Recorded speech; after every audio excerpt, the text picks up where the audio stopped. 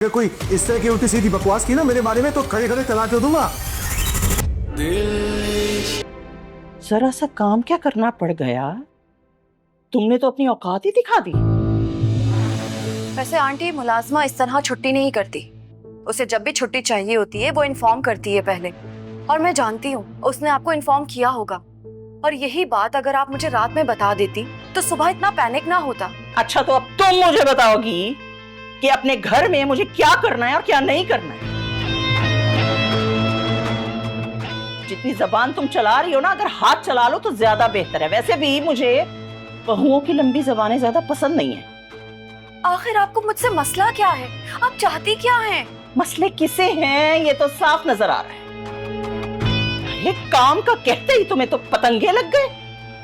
हद होती है निकम्मेपन की। होगी तुम फाइनेंस मैनेजर, लेकिन इस घर की सीईओ मैं हूं। तुम्हें अपनी सारी जिम्मेदारियां पूरी करनी होगी, समझे? समझ तो मैं बहुत कुछ गई हूँ आंटी, लेकिन मुझे ये समझ नहीं आ रहा कि आखिर आपको मुझसे चिढ़ किस बात की है। मेरी आंखों में धूल झोंकने पर, मुझसे झूठ बोलने पर। आंटी कौन सा झूठ? कैसा झूठ? मैंने कब कहा आपसे झूठ? तुमने मेरे बेटे को फंसाया, फिर उसके साथ अफेयर चलाया, और फिर मुझे पागल बनाया कि ये तुम दोनों की अरेंज मैरिज है।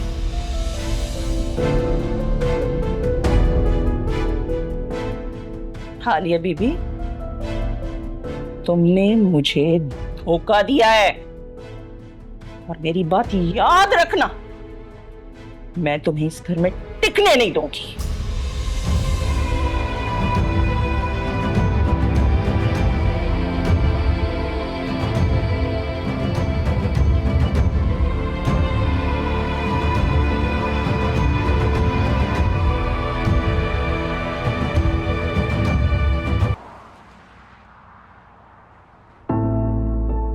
यार Alia, what's wrong with you? तुमने ईमेल रीजनल ऑफिस भेजनी थी, तुमने मुझे भेज दी। I am so sorry. Thank God तुमने मुझे बता दिया। मैं बस अभी फिक्स कर देती हूँ। मीटिंग में भी चुप चुप थी, क्या चक्कर है? कहीं वासे भाई से तो लड़ाई नहीं होगी सुबह सुबह? तुमने कोल्ड वॉर सुना है? हाँ। ये एक ऐसी जंग होती है जिसमें खुलकर नहीं लड़ा जाता, लेकिन मौका मिलते ही हर कोई अपना वार कर देता है। लेकिन इस सब में कोल्ड वॉर कहाँ से याद आ गया तुम्हें? तुम नहीं समझोगे तो तुम समझा दो। कुछ बातें वक्त के साथ और शादी के बाद समझ आती हैं, जो तुम तो अभी समझ नहीं पाओगे। इसलिए जाओ और जाकर अपने काम पर फोकस करो।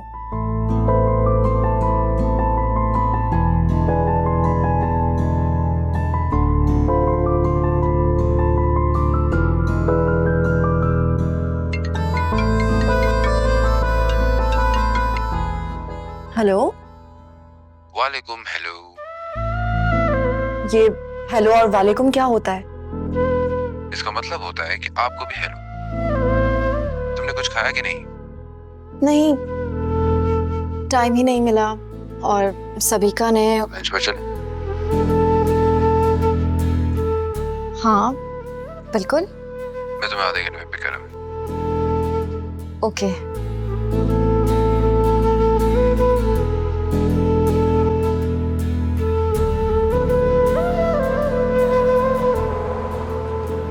लंच ब्रेक में तुमसे इस तरह मिलकर ऐसा लग रहा है जैसे हम शादी से पहले डेट पर मिल रहे हो। क्यों? शादी के बाद मियाँ बीवी डेट पर नहीं जा सकते हैं क्या? जा सकता हूँ, बिल्कुल जा सकते हैं। इनफैक्ट अभी भी हैं। मुझे ऐसा लगता है कि मियाँ बीवी के बीच में रोमांस हमेशा रहना चाहिए।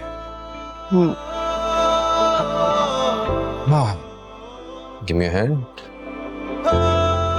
ये क्या कर रहे हैं आप? स्नैप ले रहा हूँ। मैंने अभी तक अपने इंस्टाग्राम पर अपनी वेडिंग अनाउंसमेंट नहीं किया। यू आर सो फिल्मी। इसे फिल्मी नहीं, रोमांटिक होना कहते हैं। अब हर कोई तुम्हारी तरह भी नहीं होता। भाई मैं तो सोशल नेटवर्किंग से ज्यादा प्रोफेशनल नेटवर्किंग पर यकीन रखती हूँ, इसलिए मैं इंस्टाग्राम से ज़्यादा लिंक्डइन यूज़ करती हूँ। Very smart. अब आपकी एक्स ना जेलस हो जाएगी। ओह, आई एम सॉरी, शायद इस तरह ऐसा कुछ कहना नहीं चाहिए था, आइंदा ख्याल रखूंगी। It's okay, it's fine. वो लड़की मेरी लाइफ की सबसे बड़ी गलती थी।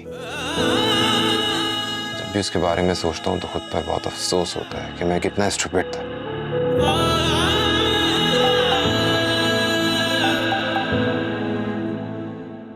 वाह, इतनी सी देर में इतने सारे लाइक्स आ गए हैं। देखो, सब लोग मुझसे तुम्हारे बारे में पूछ रहे हैं, ये कौन है। बस इसी वजह से ना मैं सोशल मीडिया बिल्कुल यूज नहीं करती हूँ। लोगों को कितनी क्यूरियोसिटी रहती है। मुझे ऐसा लग रहा है कि तुम्हारे अंदर ना कोई बड़ी उम्र की फिलोसफिकल सोल आ गई है। और अगर मेरे अंदर किसी चुड़ैल की रूह आ गई हो तो मुझे उस चुड़ैल की रूह वाली आलिया से मोहब्बत हो चुकी है। ये जानो दिल हमने सदके में वारा है, इश्क में जीते हैं जिस इश्क ने मारा है, दिल इश्क में हारा है, दिल इश्क में हारा है। अच्छा, मैं तो अपने ही घर का प्लान कर रही थी, लेकिन अगर तुम कहती हो तो तुम्हारी तरफ कर लेते हैं। आप ये तो देखिए, एक सेकेंड, पहले मेरी बात सुने ना। अच्छा चलो, मैं तुम्हें थोड़ी देर में कॉल करती हूँ। ओके, अल्लाह हाफ़िज़। I was on the phone. अच्छा ठीक है ना, ये देखें पहले। तुमने तो कहा था कि तुमने ब्लॉक कर दिया इसे। तो अनब्लॉक कर दिया। फिर तो तुमने कांटेक्ट भी कर लिया होगा। नहीं मॉम, कहाँ?